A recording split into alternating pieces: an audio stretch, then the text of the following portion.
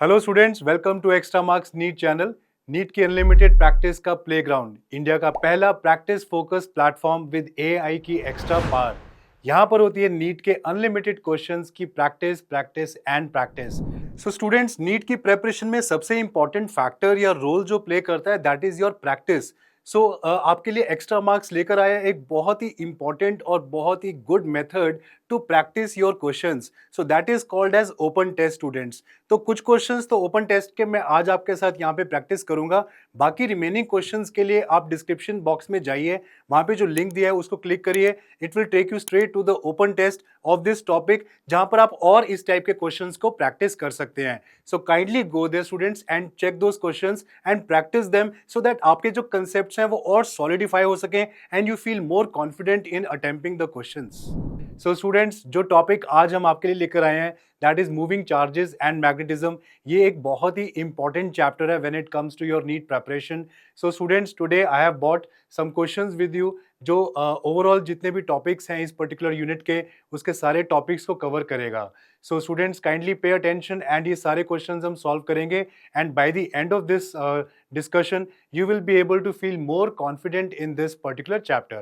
So students, before we start, let me give you a brief introduction about कि कौन से topics में से कौन से कितने कितने number of questions every year repeat होते आए हैं। तो यहाँ पर हमारे पास एक चार्ट है, इसमें हम देखेंगे ये Biot Savart's law, Ampere's law, motion of charge particles in fields, magnetic force, magnetic moment and torque due to magnetic field, moving coil, galvanometer, ये सारे इसमें टॉपिक्स हैं। तो आप यहाँ पे देख सकते हो कि ईयर बाय ईयर जैसे 2025 में कोई रिपीटेड क्वेश्चंस इन दोनों टॉपिक्स में से नहीं आया था। मोशन में से एक आया था, मैग्नेटिक मोमेंट में से एक आया था। ओवरऑल हम देखें यहाँ पे तो हमारे पास बायोट-सवर्ट्स लॉ के 6 questions over the past 5 years repeat हुए हैं, आए हैं। और यहाँ पे हमारे पास 3 क्वेश्चंस आए हैं दिस सेकंड टॉपिक में से। ऐसे-ऐसे करते-करते अगर हम सारे टॉपिक्स को चेक करते हैं तो बायोट-सवर्ट्स लॉ की जो वेटेज है वो हाईएस्ट हुई है। उनमें से मैक्सिमम क्वेश्चंस आए हैं और बायोट-सवर्ट्स लॉ को हम कहाँ यूज़ करते हैं? To calculate the magnetic field. Okay, so यहाँ पे हमारे पास ये एक ऑर्डर आप देख सकते हैं कि जिसमें टॉपिक्स के बारे में बताया कि किस टॉपिक में से कितने-कितने क्वेश्चंस रिपीट हुए हैं every year. Okay, so accordingly अपनी आप प्रैक्टिस को, अकॉर्डिंगली अपनी स्टडीज को आप मॉडिफाई करिए एंड अकॉर्डिंगली आप स्टडी करिए। ठीक है, तो मैं आपके सामने कुछ क्वेश्चंस लेकर आया हूँ, तो आप एक बार उन क्वेश्चंस को एक बार देखिए, उनके सॉल्यूशंस को भी चेक करिए और आप चेक करिए कि आपकी प्रिपरेशन अभी कहाँ पे स्टैंड करती है। तो फर्स्ट टॉपिक जो हम देख रहे हैं दैट इज बायोट-सवर्ट्स लॉ। तो let us see some questions from Biot Savart's law. तो स्टूडेंट्स, यहाँ पे क्या होता है कि हमारे पास एक करंट कैरिंग कंडक्टर होता है और इस पर्टिकुलर टॉपिक में करंट कैरिंग कंडक्टर्स की वजह से हमने जो मैग्नेटिक फील्ड होता है उसको कैलकुलेट करना होता है। तो यहाँ पे हमारे पास जो फर्स्ट क्वेश्चन है, let us see that. So a very long conducting wire is bent in the shape of a semi circular shape from A to B as shown in the figure. The magnetic field at the point P for steady current configuration is given by. Steady current configuration means जो current की value है that is constant. Current is continuously flowing in this particular circuit. तो हमें यहाँ पे क्या करना है, यहाँ पर हमें point P के ऊपर जो नेट मैग्नेटिक फील्ड है उसको कैलकुलेट करना है। ओके, सो ऐसे क्वेश्चंस जब भी आएंगे स्टूडेंट्स, यहाँ पर ये वाला सर्किट है, अगर कोई और भी सर्किट होगा तो जब भी ऐसे क्वेश्चंस आते हैं तो आपने क्या करना है, आपने फर्स्ट ऑफ ऑल आइडेंटिफाई करना है कि इस पर्टिकुलर सर्किट में कितने एलिमेंट्स हैं, कितने करंट कैरिंग वायर्स हैं, डिफरेंट डिफरेंट टाइप्स के, राइट। सो जैसे अगर यहाँ पर आप देखते हो तो आपके पास यहाँ पे फर्स्ट ऑफ ऑल तो ये वाला एक करंट कैरिंग एलिमेंट है, लेट अस कॉल इट 1। एक चीज ये semi circular current carrying element है, that is let us call it 2। और एक ये हमारे पास थर्ड करंट कैरिंग एलिमेंट है, दैट इज नंबर 3। तो ये 1 और 3 को आप देख रहे हो, ये सेमी इनफाइनाइट टाइप की वायर्स हैं। तो they are starting from infinity और वो इस पॉइंट तक जाते हैं, ये भी इन्फिनिटी तक वापस एंड कर रहे हैं। ओके, सो ये सेमी इनफाइनाइट वायर्स होंगी। तो इस पॉइंट पी के ऊपर जो नेट मैग्नेटिक फील्ड होगा that will be the resultant of all the 3 magnetic fields created by the 3 different wires. Okay, so हम इन तीनों के डिफरेंट डिफरेंट मैग्नेटिक फील्ड्स को कैलकुलेट करेंगे स्टूडेंट्स एंड उनका नेट रिजल्टेंट लेंगे पॉइंट पी पे, तो हमारे पास नेट मैग्नेटिक फील्ड की वैल्यू आ जाएगी। तो सबसे पहले हम इसके फर्स्ट वाले वायर की मैग्नेटिक फील्ड को कैलकुलेट करते हैं। तो अगर ये पॉइंट आप देखते हो तो this point is making an angle of 90 degrees. ये वाला एंगल हमारे पास 90 डिग्रीज का होगा एंड जो इसका सेकंड एंड है जो कि इसी पॉइंट के ऊपर लाई करता है उसका एंगल हो जाएगा 0 डिग्रीज। तो एक एंगल हमारे पास है 90 डिग्रीज और दूसरा एंगल है that is equal to 0 degrees. तो अगर हमने B1 को कैलकुलेट करना है स्टूडेंट्स, तो जो magnetic field due to an infinitely long semi infinitely long wire होती है वो वाला फॉर्मूला में यूज करना होगा। So I by R into यहाँ पे हम लेंगे sine of 90 plus sine of 0। Okay, तो इसका जो मैग्नीट्यूड हमारे पास आएगा that will be mu not I by 4 pi R into 1। So ये हमारे पास आएगा mu not I by 4 pi R. So students, ये तो हो गया इसका मैग्नीट्यूड और साथ में आपको इसकी डायरेक्शन को भी आइडेंटिफाई करना है। तो अगर आप यहाँ पे डायरेक्शन को आइडेंटिफाई करना चाहते हैं due to this wire at this point P, कितना मैग्नेटिक फील्ड की डायरेक्शन क्या होगी, तो आपको उसके लिए जो राइट हैंड थंब रूल है उसको अप्लाई करना है। ठीक है, तो यहाँ पे हमारे पास जो राइट हैंड थंब रूल है, इसमें जो थंब होगा that will be the direction of current. और ये जो हमारी फिंगर्स होती हैं, जिस तरह से फिंगर्स कर्ल कर रही हैं, उसी तरह से थंब के अराउंड आप देखिए हमारे पास मैग्नेटिक फील्ड बनेगा। जैसे सपोज करिए कि ये जो हमारे पास डायरेक्शन है वो करंट की डायरेक्शन है, तो हमारे पास जो राइट हैंड की जो फिंगर्स है वो इसके अराउंड ऐसे कर्ल कर रही हैं। ठीक है, इस डायरेक्शन में कर्ल कर रही हैं।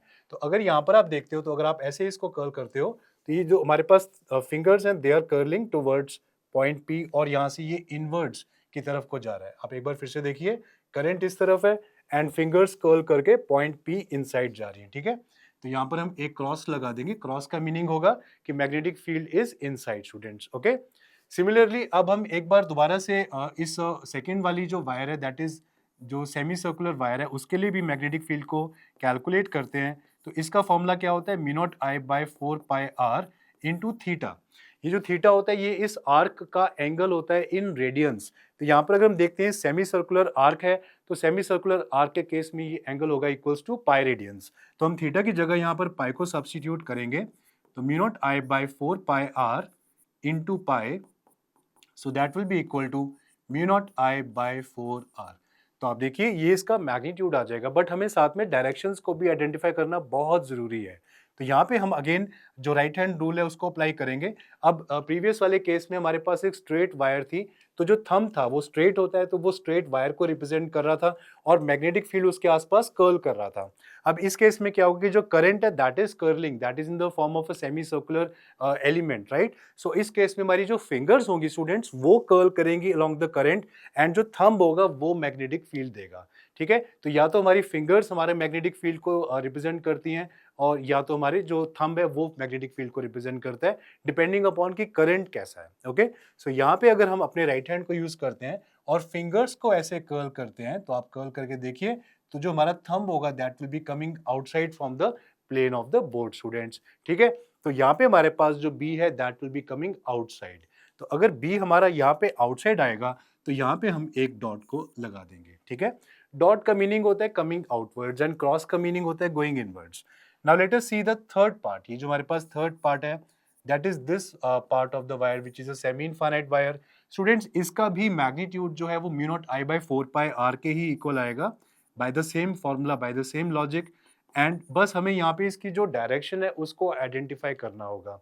ठीक है, तो अब देखिए यहाँ पे हमारे पास स्ट्रेट वायर है, तो स्ट्रेट वायर के लॉन्ग अपने आप थंब को प्लेस करिए, तो आपकी जो फिंगर्स हैं they are going to be curling inside, right. Fingers हमारी इनसाइड को कर्ल कर रही हैं, तो यहाँ पर आप एक क्रॉस को अप्लाई कर दीजिए।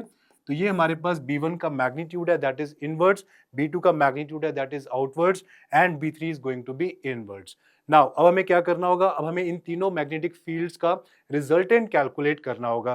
तो ये जो डायरेक्शंस हमने निकाली थी ये इस टाइम पर एक बहुत बिग रोल प्ले करने वाली है। ठीक है, तो let us find out the net magnetic field at the point P। तो magnetic field at the point P, हम इन तीनों मैग्नेटिक फील्ड्स को बेसिकली ऐड करेंगे, तो B1 is going to be inwards. ठीक है, तो यहाँ पे मैं क्रॉस लगा देता हूँ, प्लस जो B2 है दैट विल बी आउटवर्ड्स, तो यहाँ पे डॉट लगा देते हैं, B3 will be inwards once again. अब आप इन दोनों को ऐड करेंगे, mu not I by 4 pi R और mu not I by 4 pi R, B1 and B3 जो है वो सेम डायरेक्शन में होने की वजह से ऐड हो जाएंगे, और ये जो mu not I by 4 R है ये आउटवर्ड डायरेक्शन में है, that is why it will get subtracted students. तो let us add these two. तो mu not I by 4 pi R को अगर आप दो बार ऐड करेंगे, तो you will be getting mu not I by 2 R, and this direction of mu not I by 4 R is opposite, तो ये हो जाएगा mu not I by 4 R. अब यहाँ से आप देख लीजिए क्या क्या टर्म्स जो हैं वो कॉमन आ रही हैं, तो mu not I by 2 R यहाँ से हम कॉमन निकाल देंगे, तो 1 बाय पाई माइनस 1 बाय 2 हमारे पास आ जाएगा। ठीक है, तो नेक्स्ट स्टेप में स्टूडेंट्स आपको क्या करना है, आप यहाँ पे इसका एलसीएम लीजिए, और जब आप इसका एलसीएम लेंगे तो म्यू नॉट आई बाय ये हमारे पास आ जाएगा 4 pi R into 2 minus pi. ठीक है, तो this will be our answer. तो आपने इसमें देखा यहाँ पे हमारे पास mu not I by 4 pi R 2 minus pi आ रहा है, और यहाँ पर हमने जो क्रॉस वाली डायरेक्शन है, इनवर्ट डायरेक्शन है, उसको हमने पॉजिटिव लिया है स्टूडेंट्स।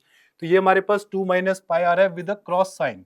अब ये जो 2 माइनस पाई है, इसमें आप देखिए कि जो 2 है वो 3.14 पाई की वैल्यू से क्या होगा, छोटा होगा, राइट। तो 2 माइनस पाई क्या हो जाएगा, दैट विल बिकम नेगेटिव। और अगर नेगेटिव होगा तो डायरेक्शन, जो क्रॉस की डायरेक्शन है वो एक्चुअली में किस तरफ होगी, वो आउटवर्ड डायरेक्शन में होगी। ठीक है, तो हम क्या बोलेंगे, this will mu not I by 4 R, this is pi minus 2। ठीक है, वो माइनस साइन की वजह से इसको हमने पाई माइनस 2 कर देना है और pointed away from the page, that is it will be pointing outwards. ठीक है स्टूडेंट्स, तो डायरेक्शन को फाइंड करना बहुत इंपॉर्टेंट है अलोंग विद द मैग्नीट्यूड्स। उसी से पता लगता है कि क्या वो ऐड होने वाले हैं फील्ड्स या फिर वो सब्ट्रैक्ट होने वाले हैं। Okay, now let us take a look at this next question. तो ये क्वेश्चन हमारे पास एक तरह से कंपैरिजन करता है बायोट-सवर्ट्स लॉ और कूलम्स लॉ को, राइट। सो कूलम्स लॉ और बायोट-सवर्ट्स लॉ कंपैरिजन ये कैसे करता है, लेट अस सी। तो इसमें क्या given below are two statements, यहाँ पे स्टेटमेंट 1 एंड स्टेटमेंट 2 है हमारे पास गिवन है। तो स्टेटमेंट 1 कहता है Biot Savart's law gives us the expression for the magnetic field strength of an infinitesimal current element of a current carrying conductor only. Statement 2 क्या कहता है, Biot-Savart's law is analogous to Coulomb's inverse square law of charge q with former being related to the field produced by a scalar source ideal while the latter being produced by a vector source q. तो ये इसकी statement है। Basically ये क्या कह रहा है कि जो हमारे पास बायोट-सवर्ट्स लॉ है वो मैग्नेटिक फील्ड देता है due to an infinitesimally small element which is given by IDL। तो अगर आपने बायोट-सवर्ट्स लॉ को देखा भी होगा तो यहाँ पे हमारे पास एक स्मॉल करंट कैरिंग एलिमेंट होता है जिसमें से करंट I पास कर रहा होता है और यहाँ पर एक पॉइंट P होता है जिसके ऊपर हम R वेक्टर पर, पोजीशन वेक्टर पर हम इसका मैग्नेटिक फील्ड को कैलकुलेट करते हैं। तो यहाँ पर हम आइडियल को क्या लेते हैं स्टूडेंट्स, यहाँ पर इसको हम एक करंट एलिमेंट की फॉर्म में कंसिडर करते हैं which is actually a vector quantity. तो आइडियल की वजह से पॉइंट P के ऊपर जो मैग्नेटिक फील्ड बनता है that is given by dB is equal to mu naught by 4 pi IDL sin theta by R square. अब यहाँ पे इस कंप्लीट आइडियल को एक पर्टिकुलर करंट कैरिंग एलिमेंट और करंट एलिमेंट कंसिडर किया जाता है which is a vector quantity. So yes, the first statement is actually correct that Biot Savart's law gives us the expression of the magnetic field of an infinitesimal current element which is this small current carrying element on a current carrying conductor only। ठीक है, तो ये first statement हमारी correct है। Second statement क्या कहते हैं, Biot Savart's law is analogous to Coulomb's inverse square law of charge q। वैसे तो ये स्टेटमेंट भी करेक्ट है क्योंकि अगर आप देखेंगे तो जो कूलम्स लॉ की जो फॉर्मूला होता है that is 1/4 pi epsilon not into q1 q2 by r square. ठीक है, तो मैं ये बोलूंगा कि जो फर्स्ट पार्ट है ये करेक्ट है बिकॉज इसमें Biot Savart's law is analogous to this Coulomb's law of charge. ठीक है, और इसमें अगर देखते हैं former being related to the field produced by a scalar source. ये कह रहे हैं कि जो फॉर्मर है, जो बायोट-सवर्ट्स लॉ है, उसमें आइडियल जो होता है वो एक स्केलर सोर्स होता है which is incorrect. Ideal is not a scalar source. Ideal is actually a vector quantity. Okay, इसको क्या कहते हैं, current element. So this is a vector quantity. Okay, यहाँ पे एक vector sign भी होता है. So this is a vector quantity. So वैसे तो वो analogous है, but there is one problem because उसने कहा कि ideal is a scalar quantity and उसने आगे बोला charge q is a vector source. Charge q is a vector quantity. Charge तो एक स्केलर होता है, वेक्टर तो होता नहीं है, तो डेफिनेटली जो स्टेटमेंट 2 है वो इनकरेक्ट है। ठीक है, तो इसका मतलब क्या है कि जो हमारी स्टेटमेंट 1 है वो that is correct and statement 2 is incorrect. तो ऐसे थ्योरेटिकल क्वेश्चंस भी आते हैं, तो आप थोड़ा सा डीप अंडरस्टैंडिंग अगर रखेंगे बायोट-सवर्ट्स लॉ की या अदर टॉपिक्स की भी, तो ऐसे थ्योरेटिकल क्वेश्चंस को भी आप इजीली आंसर कर पाओगे। ठीक है स्टूडेंट्स, नेक्स्ट हमारे पास है that is Ampere's law. Ampere's law या you can say it is like the Gauss's theorem of magnetism.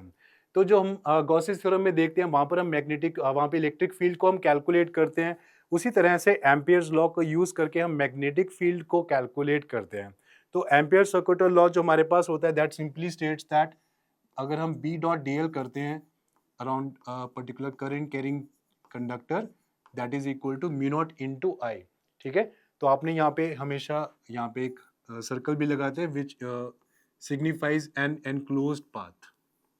तो यहाँ पे अगर हमने एक छोटा एलिमेंट अगर ले लिया एंड यहाँ पर ही मैग्नेटिक फील्ड भी एग्जिस्ट कर रहा है, तो एक स्मॉल यू कैन से क्लोज्ड पाथ के अंदर बी डॉट डी एल जो ये इंटीग्रेशन होगा वो किसके इक्वल हो जाएगा, mu not into I enclosed. ये मतलब जो करंट है this is basically the current enclosed by this path. ठीक है, तो ये एम्पियर सर्कुलर लॉ का बेसिक है। अब इसको अप्लाई करके हम वेरियस क्वेश्चंस को इजीली सॉल्व कर सकते हैं। तो जो फर्स्ट क्वेश्चन है यहाँ पे क्या है, a thick current carrying cable of radius capital R carries a current I uniformly distributed across its cross section. The variation of magnetic field due to the cable with the distance R from the axis of the cable is represented by which of the following graphs? तो यहाँ पर हमने basically एक solid conductor को ले लिया है और उसकी वजह से जो मैग्नेटिक फील्ड है वो कैसे वेरी करता है with the distance from the central axis of the conductor, वो हमने यहाँ पे रिप्रेजेंट करके बताना है कि कौन सा ग्राफ यहाँ पे करेक्टली उसको प्रॉपरली रिप्रेजेंट करता है। तो बेसिकली यहाँ पर एक बहुत छोटी सी एक डेरिवेशन टाइप्स आप कह सकते हो कि हम यहाँ पे करने वाले हैं। ठीक है, तो ये हमारे पास एक कंडक्टर है और ये इसका एक्सिस हो गया, सेंट्रल पार्ट हो गया। अब हम कहते हैं कि इस पूरे कंडक्टर में से लेटर से जो करंट फ्लो कर रहा है that is equal to I, जो इसका रेडियस है students that is equal to capital R. ठीक है, तो अब हमने क्या करना है, अब हमने दो पॉइंट्स लेने हैं स्टूडेंट्स। एक पॉइंट लेना है इनसाइड दिस कंडक्टर और एक पॉइंट लेना है outside this conductor to find out the formula for the magnetic field. ठीक है, तो यहाँ पर हम दो पॉइंट्स लेते हैं। फर्स्ट पॉइंट हम लेते हैं point A which is inside and first second point हम लेते हैं point B which is outside. तो अगर हम पॉइंट ए इनसाइड लेते हैं तो यहाँ पर इतना सा हमें एक छोटा सा पाथ बनाना होगा एंड इतने छोटे से पाथ के अंदर ही हमने इंटीग्रेशन करना होगा बी और डीएल का। तो this is DL and this is B. Okay, तो बी और डीएल का हमें यहाँ पे इंटीग्रेशन करना होगा and that will be equal to mu not into I. I क्या होगा, इस वाले पार्ट में से, सिर्फ इस वाले पार्ट में से आई डैश ले लेते हैं, सिर्फ इस वाले पार्ट में से जो करंट पास कर रहा होगा। ठीक है, तो मैं दोनों पॉइंट्स लेता हूं। First let us take the point A. तो एट पॉइंट ए यहां पर हम इंटीग्रेशन करेंगे B dot D L and in fact यहाँ पे बी और डी एल जो है वो पैरेलल होने की वजह से हम यहाँ पे इसको एंगल को जीरो ले सकते हैं। तो कॉस जीरो हो जाएगा यहाँ पे and that is equal to mu not into I dash. What is I dash? I dash is the current passing through this small element. ठीक है, तो इस I dash को कैलकुलेट करने के लिए हम पहले यहाँ पे जो करंट डेंसिटी है स्टूडेंट्स उसको कैलकुलेट करेंगे। So sigma will be equal to I by total area which is pi R square. और अगर आपने I dash को कैलकुलेट करना है तो सिग्मा को मल्टीप्लाई करेंगे with this smaller you can से एरिया। तो इस डिस्टेंस को आर स्क्वायर लेके हम ये कैलकुलेट कर सकते हैं। तो I into small r square by capital R square. This is the value for I dash. अब हम क्या करेंगे, हम इस I dash की वैल्यू को यहाँ पे सब्स्टिट्यूट करेंगे तो इंटीग्रेशन हो जाएगा dl का वो L हो जाएगा, पूरी लेंथ आपको यहाँ पे लेनी होगी। ठीक है, that is equal to mu not into this I dash। I dash की जगह आप यहाँ पर I R square by capital R square ले सकते हैं। And what is L? तो L की वैल्यू जो होती है that will be equal to 2 pi r। तो पूरी पाथ लेंथ जो होगी, ये वाली पूरी लेंथ होगी ना, ये हमारे पास हो जाएगी circumference of this current carrying element. तो इसको हम लेंगे 2 पाई आर। तो B into 2 pi R is equal to mu not into I R square by capital R square. ठीक है, इसको आप थोड़ा सॉल्व करिए तो magnetic field at the point A हमारे पास यहाँ पे कितना आएगा, इसको आप सॉल्व करेंगे तो एक स्मॉल आर जो ऊपर आप देख पा रहे हो that will get cancelled out with this small R, वो आर स्क्वेयर का सिर्फ आर रह जाएगा। तो mu not by 2 pi I by capital R square and this will be multiplied by small r. ठीक है, तो ये हमारे पास आएगा magnetic field at the point ए। अब आप देख पा रहे हो यहाँ पे कि म्यू नॉट है 2 pi capital I capital R, ये सारे क्या है, कॉन्स्टेंट्स हैं। ठीक है, सिर्फ स्मॉल r जो है वो कांस्टेंट नहीं है। स्मॉल r क्या है, डिस्टेंस ऑफ दैट पॉइंट जहां पर हमने वो एलिमेंट को पास किया था from the axis of this rotation. तो स्टूडेंट्स स्मॉल r तो कांस्टेंट नहीं है, स्मॉल आर जो है वेरिएबल है। यहाँ पे आर जीरो होगा, स्मॉल आर जीरो होगा, यहाँ पे पहुंच के small R will be equal to capital R. ठीक है, यहाँ पे स्मॉल आर जीरो है, यहाँ पे कैपिटल आर है। तो अगर यहाँ पे आप देखते हो कि जो मैग्नेटिक फील्ड है वो प्रोपोर्शनल टू स्मॉल आर है। स्टूडेंट्स आपको ये किस फंक्शन की याद दिलाता है, y is equal to proportional to x, y is equal to mx। तो जैसे y प्रोपोर्शनल टू x में अगर आप x और y का ग्राफ देखते हो तो वो एक स्ट्रेट लाइन होता है स्टूडेंट्स। सिमिलरली b और r का अगर हम एक ग्राफ बनाएंगे तो टिल दिस पॉइंट जब तक स्मॉल r कैपिटल R के इक्वल नहीं होता वो एक स्ट्रेट लाइन बनने वाला है।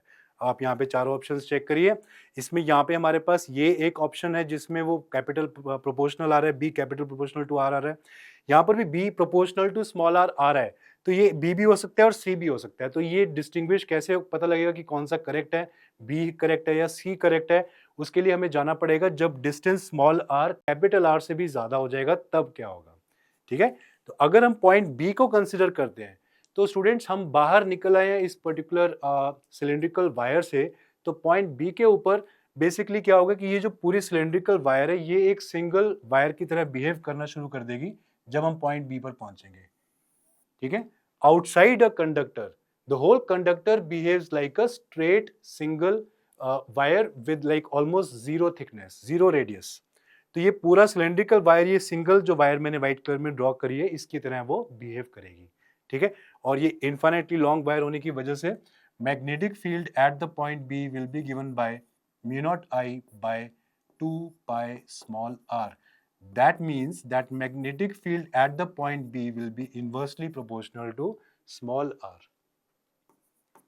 ठीक है, तो इसका मतलब क्या है कि मैग्नेटिक फील्ड पॉइंट बी के ऊपर inversely proportional to small R होगी। अब जब स्मॉल आर के इनवर्सली प्रोपोर्शनल होता है तो ग्राफ कैसा होता है students? If y is proportional to 1/x तो ना ग्राफ कुछ ऐसा होता है। तो बेसिकली इस वाले ग्राफ और इस वाले ग्राफ का जो कॉम्बिनेशन है कि पहले स्मॉल आर से कैपिटल आर तक जाएंगे, इंक्रीज होगा, उसके बाद वो डिक्रीज होना शुरू होगा। तो there is only one option for this, that is option C. ठीक है, तो बाय द वे यहाँ पे इस पॉइंट तक हम small R is equal to capital R भी लेंगे। ठीक है, उसके बाद ही फिर वो ग्राफ जो है वो डिक्लाइन करना शुरू होगा। ओके स्टूडेंट्स, तो ये होल डेरिवेशन भी आप याद करिए, आपके बोर्ड के भी काम आएगी, आपके नीट में भी काम आएगी, और अदरवाइज आप डायरेक्टली ये फॉर्मूलाज भी याद कर सकते हैं और उनको याद करके भी डायरेक्टली आप इसको easily within 15 seconds I think solve कर पाओगे। ठीक है, let us take a look at the next question students. तो सोलेनॉइड वाले क्वेश्चंस भी बहुत कॉमनली अपीयर होते हैं नीट के एग्जाम में। सोलेनॉइड एक बेसिकली ऐसा डिवाइस होता है that is used to generate large amounts of magnetic field, and solenoid बहुत कॉम्पैक्ट साइज का भी होता है। ठीक है, तो अगर आपको सोलेनॉइड को देखना है, रियल लाइफ में देखना है, तो कभी इलेक्ट्रिकल बेल जो होती है ना, अगर आपके घर की इलेक्ट्रिकल बेल खराब हो जाए तो आप उसको ओपन करके देखना, उसमें भी एक सोलेनॉइड लगा होता है। ठीक है, जैसे आप इसमें से जैसी कोई पर्सन आके बेल के बटन को प्रेस करता है तो उस सोलेनॉइड में से करंट पास करता है जो हाई मैग्नेटिक फील्ड को जनरेट करता है, और एक मेटल की गोंग होती है वो उस पे अट्रैक्ट होती है जो जाके बेल पे हिट करती है। ठीक है, तो ये मतलब पुरानी वाली बेल्स का तो ये डिजाइन होता है। आजकल तो डिजिटल वाली बेल्स भी आ गई जिनमें स्पीकर्स लगे होते हैं, बट पुरानी वाली बेल्स में ऐसे होता था। तो students, solenoid is a very important topic. इसमें क्या होता है कि मैग्नेटिक फील्ड जो जनरेट होता है वो हमें कैलकुलेट करना होता है, और इसमें मैग्नेटिक फील्ड के दो पॉइंट्स मोस्टली आपको यूज करने होते हैं कि किस किस पॉइंट पे जनरेट करना है। सपोज आपके पास ये एक सोलेनॉइड है, ठीक है, और अगर सपोज करो इस पॉइंट पे कैलकुलेट करना है मैग्नेटिक फील्ड, लेटर से पॉइंट ए या फिर ये पॉइंट बी, तो पॉइंट ए के लिए जब भी क्वेश्चन आएगा तो वो बोलेगा कि calculate the magnetic field at the end of the solenoid. ठीक है, एंड ऑफ द सोलेनॉइड मतलब at one of the corners of a solenoid के लिए आपने डिफरेंट फॉर्मूला यूज करना है। तो उसके लिए आपने फॉर्मूला यूज करना है mu not into N I by two, and अगर आपको बोलता है कि मिडल ऑफ द सोलेनॉइड में बताओ कितना है, तब आपने mu not into N I, और सेंटर ऑफ द सोलेनॉइड में mu not into N I formula use करना है। म्यू नॉट आपको पता है परमेबिलिटी ऑफ फ्री स्पेस और वैक्यूम है, आई क्या है, करंट है, and small N is the number of turns per unit length. Number of turns नहीं students, number of turns per unit length. ठीक है, तो इस चीज को हमेशा याद रखिए। तो along solenoid of radius 1 millimetre, इसका सोलेनॉइड का जो रेडियस है वो हमें यहाँ पे गिवन है। ठीक है, नंबर ऑफ टर्न्स क्या है, 100 टर्न्स पर मिलीमीटर है। अब एक चीज को ध्यान में रखिए, नीट के क्वेश्चन सॉल्व करने हो, सीबीएसई क्वेश्चन सॉल्व करने हो, हम लोग इंडिया में रहते हैं और इंडिया में चलता है एसआई सिस्टम। ठीक है, तो कभी भी क्वेश्चन में अगर आपको यहीं पर मिलीमीटर दिख जाए ना, तो पहले दिमाग में ये घूमना चाहिए कि ये मिलीमीटर में नहीं होना चाहिए, तो मीटर में होना चाहिए। तो सबसे पहले आपने हमेशा हर क्वांटिटी को किस में कन्वर्ट करना है स्टूडेंट्स, एसआई में कन्वर्ट करना है। तो लेट अस सी इस क्वेश्चन को हम कैसे सॉल्व कर सकते हैं। रेडियस गिवन है, नंबर ऑफ टर्न्स पर मिलीमीटर गिवन है, तो एक बार डेटा लिख लेते हैं जल्दी से। 100 टर्न्स पर मिलीमीटर हमें गिवन है, that is basically n। Now we have to convert this, तो मैं इसको 10 पावर 3 से मल्टीप्लाई कर देता हूँ, तो ये हो जाएगा 10 पावर 5 पर मीटर्स। तो नंबर ऑफ टर्न्स आ गई 10 पावर 5 पर metres. 1 ampere current is flowing, तो I is equal to 1 ampere. we have to calculate the magnetic field strength at the center of the solenoid. So center of the solenoid के लिए mu naught into Ni का formula use करना है हमने, ठीक है? तो magnetic field will be equal to mu naught into small n into I. The value of mu naught is 4 pi into 10 power minus 7 and the value of n is 10 power 5. Current की value हमारे पास given है equals to 1 ampere, correct? तो ये हमारे पास formula आ जाएगा 4 pi into 10 to the power minus 2 weber per metre square, ठीक है? Weber per metre square is the unit for magnetic field. So students, यहाँ पर भी आपने देखा कि यहाँ पे हमारे पास ऑप्शन डी आ जाएगा. अगर 4 पाई को 4 इंटू 3.14 करके लिखते हो तो वो 12.56 आ जाता है. तो यहाँ पर भी आप देखते हो कि एक चीज को आइडेंटिफाई करना बहुत जरूरी है स्टूडेंट्स. यहाँ पे क्वेश्चन में ना ये सेंटर होगा या तो एंड होगा, ठीक है? तो सेंटर वाले जगह पे म्यू नॉट एन आई लगाना है, एंड वाले में mu not N I by 2 लगाना है, ठीक है? बस इस चीज को ध्यान में रख लेना, क्योंकि वो क्वेश्चन में पेपर ऐसे ही सेट करेंगे. जैसे यहाँ पे देखो आप, ये 12.56 का एग्जैक्टली हाफ है, ठीक है? ये देखो, ये वाला ऑप्शन देखो, ये एग्जैक्टली हाफ है, 10 की पावर्स भी सेम है. यहाँ पे कंफ्यूजन हो सकती है स्टूडेंट्स, ठीक है? तो ध्यान रखना, ये कीवर्ड जो होते हैं ना, छोटे छोटे कीवर्ड्स, इनका बहुत ध्यान रखना चाहिए. सेंटर है तो अलग है, एंड है तो अलग फॉर्मूला है. So students, let us see the next topic जो हमारे पास बहुत इंपॉर्टेंट टॉपिक है, that is motion of a charged particle in fields. तो मूविंग चार्जेस इन मैग्नेटिज्म में this also plays a very important role. तो यहाँ पे एक क्वेश्चन देखते हैं. An infinitely long straight conductor, it carries a current of 5 ampere as shown, and यहाँ पे an electron is moving with a speed of 10 to the power 5 meters per second parallel to the conductor. The perpendicular distance between the electron and the conductor is 20 centimeter at some instant. We have to calculate the magnitude of the force experienced by the electron at that particular instant. तो students, यहाँ पे हमें पहले तो इस current carrying wire की वजह से जो मैग्नेटिक फील्ड बी की वैल्यू बन रही होगी वो कैलकुलेट करनी है, और उसके बाद में हमने क्यू वी बी का जो फॉर्मूला होता है वो अप्लाई करके फोर्स को कैलकुलेट करना है, ठीक है? तो सबसे पहले let us calculate the value of this magnetic field which is given by capital B is equal to mu naught I by 2 pi r, ठीक है? तो ये इन्फाइनाइटली लॉन्ग जो वायर है PQ, उसकी वजह से मैग्नेटिक फील्ड की वैल्यू हमारे पास आ जाएगी. Let us put in the values. तो म्यू नॉट को अगर हम 4 pi into 10 power minus 7 put करेंगे तो ये हमारे पास 2 इंटू 10 पावर माइनस 7 हो जाएगा. करंट की वैल्यू हमारे पास यहाँ पे 5 एम्पियर हो जाएगी, एंड डिवाइड करेंगे इसको हम R से, विच इज 0.2, ठीक है? तो सारा डेटा अगर हम यहाँ पे पुट कर भी देते हैं तो हमारे पास यहाँ पे 5 into 10 to the power minus 6 tesla हमारे पास मैग्नेटिक फील्ड की वैल्यू आ जाएगी. तो अब इस फॉर्मूला को यूज करके हमें क्या करना है, हमें फील्ड की वैल्यू फोर्स की वैल्यू कैलकुलेट करनी है. तो उसके लिए आप F is equal to Q V B sine of theta apply कर सकते हैं. तो यहाँ पे हमारे पास जो B की वैल्यू है, पहले तो हम देखते हैं कि सिंस हम राइट हैंड रूल को अप्लाई करते हैं तो B will be coming outwards, velocities towards the right. That means कि थीटा यहाँ पे हमारे पास इक्वल्स टू 90 डिग्रीज का होगा, ठीक है? वेलोसिटी हमें यहाँ पे गिवन है इलेक्ट्रॉन की, दैट इज 10 पावर 5. आप यहाँ पे पुट करिए. जो चार्ज होता है that is E, electronic charge जिसको हम बोलते हैं, मल्टीप्लाई करेंगे इसको हम वेलोसिटी के साथ, which is 10 to the power 5, and then finally we have the value for B which is 5 into 10 to the power minus 6.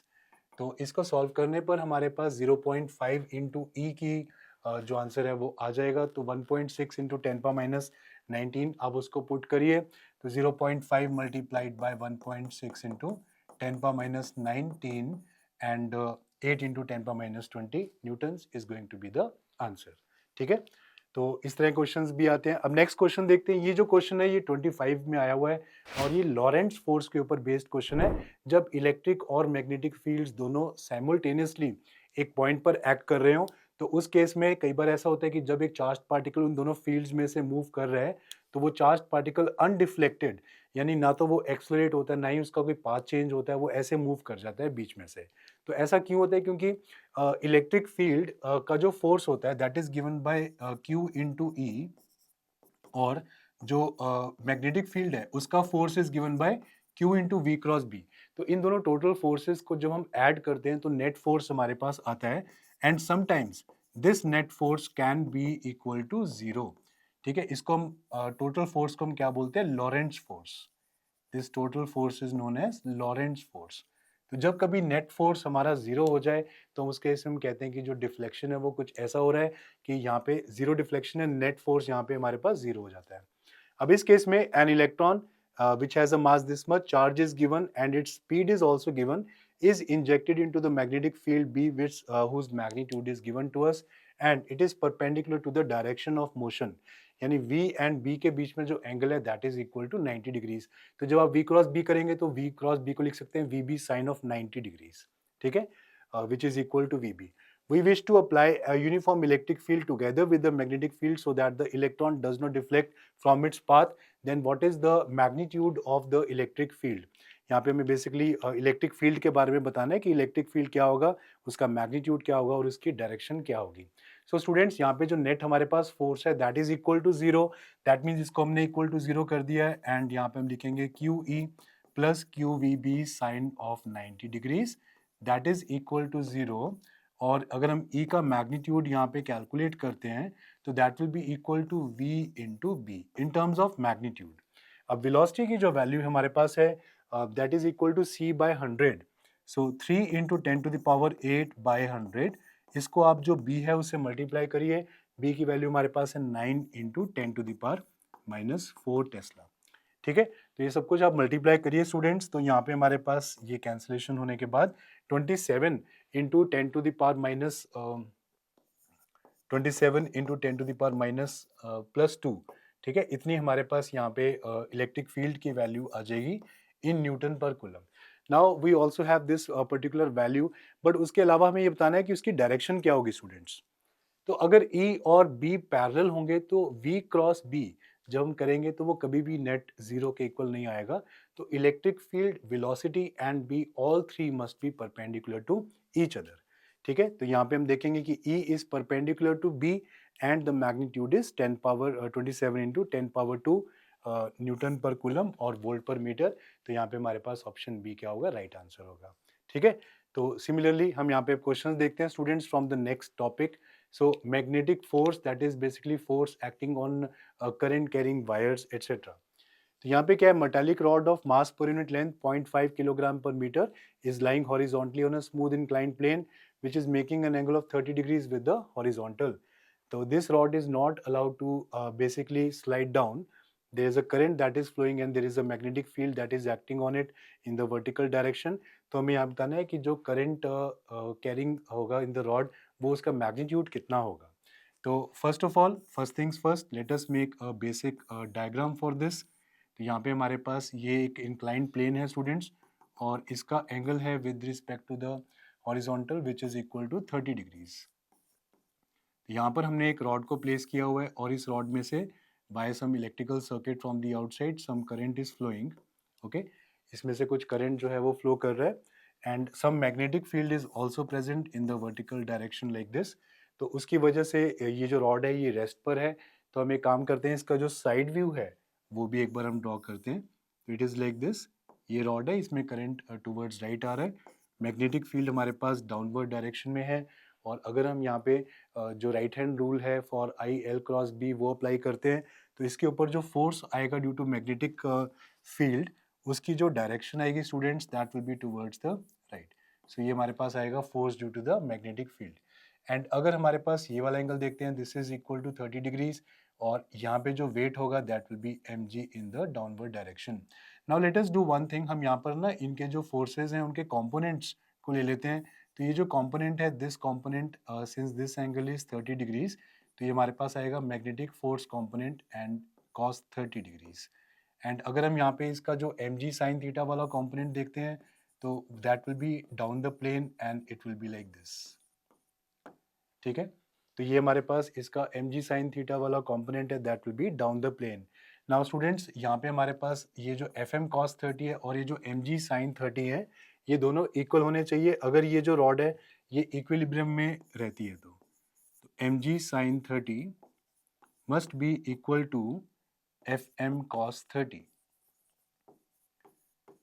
ठीक है। तो M G by 2 is equal to this F M को हम लिख सकते हैं as I into L into B, ठीक है। तो I into L into B हम यहाँ पे लिखेंगे I into L into B and cos 30 degrees की वैल्यू भी आप यहाँ पे पुट कर दीजिए. सो that will be equal to √3/2. इसको थोड़ा शफलिंग कर लेते हैं, तो इसको हम लिख सकते हैं like m/l. Okay, m/l and this is going to be b. उसको भी हम नीचे ले जाते हैं, यहाँ पे g और यहाँ पे b ले लेते हैं, और यहाँ पे हमारे पास आ जाएगा 1/√3. तो ये सारी जो क्वांटिटीज हैं, ये सारी क्वांटिटीज राइट पर लेफ्ट पर ले जाएंगे, तो b हमारे पास राइट पर रहेगा. तो m/l की वैल्यू हमें गिवन है 0.5, g की वैल्यू हमारे पास होती है 10, जो b की वैल्यू है that is 0.25, and we have got √3 over here. Now some cancellations. So this is going to be 20/√3. 20/√3 को अगर आप डिवाइड करेंगे तो 1.73 से आप डिवाइड करिए तो 11 पॉइंट समथिंग इसका आंसर आ जाता है. ठीक है स्टूडेंट्स, तो हमारे पास यहाँ पे करेक्ट ऑप्शन होगा ऑप्शन डी.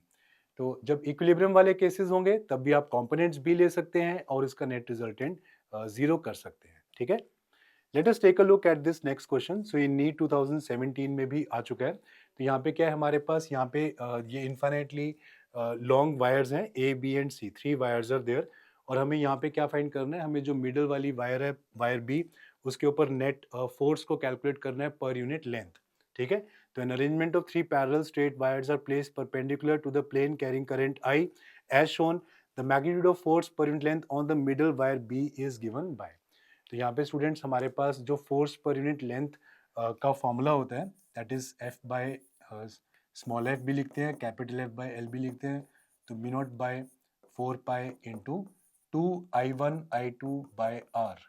तो ये अगर दो वायर्स हमारे पास हैं जिनमें current I1 and I2 flow कर रहा है, तो आप ये वाला फॉर्मूला अप्लाई करते हैं where r is the distance.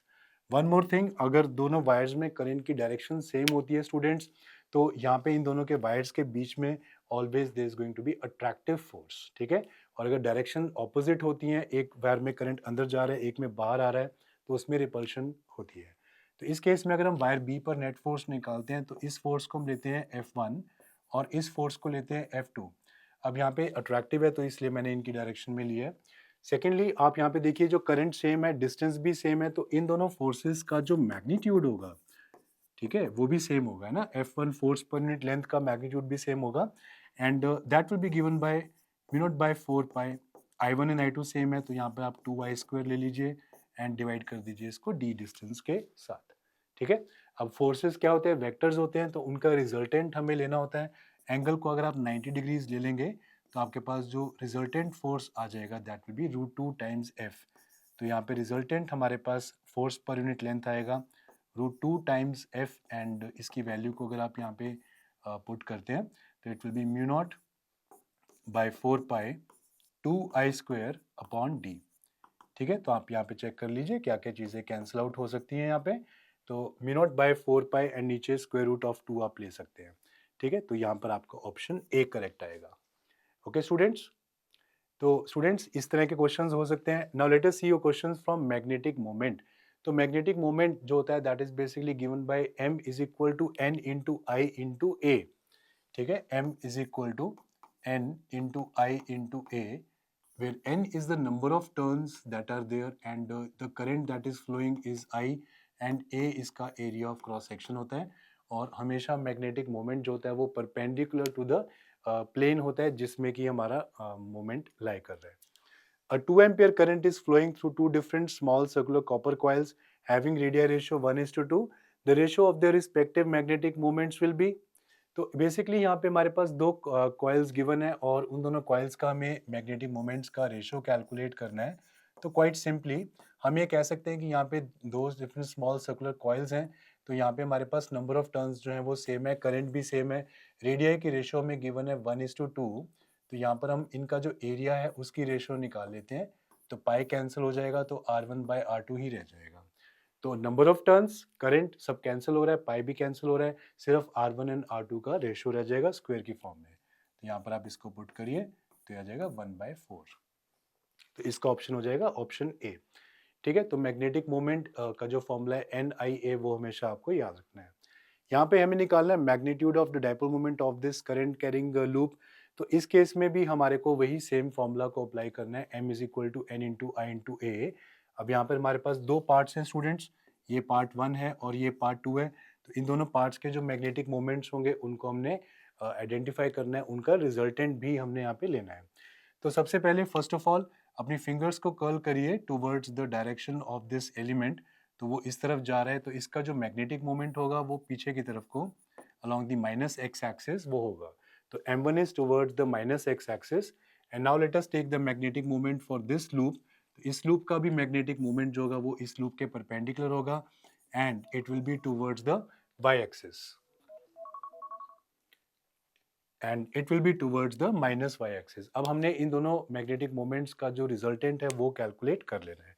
तो first of all what is the value for m1? तो m1 is given by the current multiplied by its area। So since it's a semicircle of you can say radii is also given to us, इसका जो radii होगा वो a/2 होगा, ठीक है। तो इसका जो एरिया होगा students that will be pi into a/2 whole square. And similarly जो m2 होगा उसमें भी करंट को आप मल्टीप्लाई करिए इसके एरिया के साथ। तो this is a square platform of side a, तो i इंटू ए स्क्वायर। तो m1 और m2 दोनों हमारे पास यहाँ पे क्या है, परपेंडिकुलर हैं। तो इनका जो रिजल्टेंट है वो हम कैलकुलेट कर लेते हैं। तो m resultant will be equal to square root of m1 square plus m2 square plus 2m1 m2 cos 90 degrees अगर हम करेंगे तो वो जीरो हो जाएगा cos 90। तो ये हमारे पास इसका रिजल्टेंट आंसर आ जाएगा। तो अगर हम यहाँ पे इसमें सारे डेटा को पुट करते हैं तो ये हमारे पास m1 है, ये m2 है, इसको पुट करेंगे तो आपके पास ये ऑप्शन करेक्ट ऑप्शन आ जाएगा। ओके स्टूडेंट्स, तो दैट मीन्स कि हमारे पास यहाँ पे जो राइट आंसर आएगा that will B option D. So students, आपने देखा कि इस चैप्टर में हमारे पास काफ़ी सारे क्वेश्चंस हैं जो डिफरेंट डिफरेंट टॉपिक्स के आते हैं। एक क्वेश्चन देखते हैं torque due to magnetic field का। तो यहाँ पे हमें मैग्नेटिक मोमेंट जो है वो हमें कैलकुलेट करना है और मैग्नेटिक फील्ड हमें यहाँ पे गिवन है जिसको यूज़ करके हमें यहाँ पे टॉर्क को कैलकुलेट करना है। ठीक है, तो सबसे पहले हम यहाँ पे देखते हैं कि जो हमारे पास मैग्नेटिक फील्ड है that is acting along J cap. J cap means it is acting along the Y axis, that is acting like this. ठीक है, मैग्नेटिक फील्ड हमारे पास यहाँ पे एक्ट कर रहा है टुवर्ड्स द राइट एंड इसका जो मैग्नेटिक मोमेंट होगा वो बाहर को एक्ट करेगा। अगर आप राइट हैंड रूल को अप्लाई करते हैं तो मैग्नेटिक मोमेंट हमेशा करंट के लूप के डायरेक्शन में होता है, तो that will be towards the right. तो ये हमारे पास हो जाएगा इसका एम वेक्टर। तो m और b के बीच में स्टूडेंट्स जो एंगल होगा वो 90 डिग्रीज का होगा because they are going to be perpendicular. तो torque will be given by simply tau is equal to M B sine of 90 degrees और tau is equal to M B. तो यहाँ पे हमें टॉर्क को कैलकुलेट करना है। तो torque will be equal to M B sine of 90 degrees. तो आप यहाँ पे इसको लिख सकते हैं लाइक एम बी। जो m होगा that will be equal to N I A. तो n हमारे पास यहाँ पर कितना है 100 है और हमारे पास करंट कितना है दैट इज 0.5। ठीक है, n इंटू आई इंटू ए। अगर आप इसका एरिया कैलकुलेट करते हैं तो यहाँ पे हमारे पास जो डायग्राम है उसके कॉरस्पॉन्डिंगली देखिए ये पॉइंट माइनस 0.4 यानी कि ये 0.04 है और ये 0.08 है। तो इस रेक्टेंगल का जो एरिया होगा वो लेंथ इंटू ब्रेड्थ करके आप यहाँ पे मल्टीप्लाई कर दीजिए। ठीक है, तो ये हमारे पास क्या हो जाएगा स्टूडेंट्स, ये हमारे पास हो जाएगा m। अब इस m को आप b से मल्टीप्लाई करते हैं, b हमें गिवन है दैट इज 0.05 बाई रूट 2।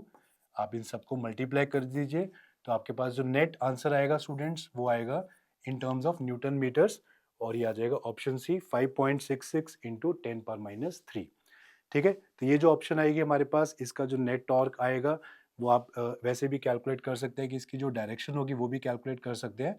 तो मैग्नेटिक फील्ड अगर जे के अलॉन्ग है और हमारा जो लूप का मैग्नेटिक मोमेंट अगर हम आई कैप के अलॉन्ग लेते हैं तो वहाँ पे भी हमारे पास आई क्रॉस जे होगा।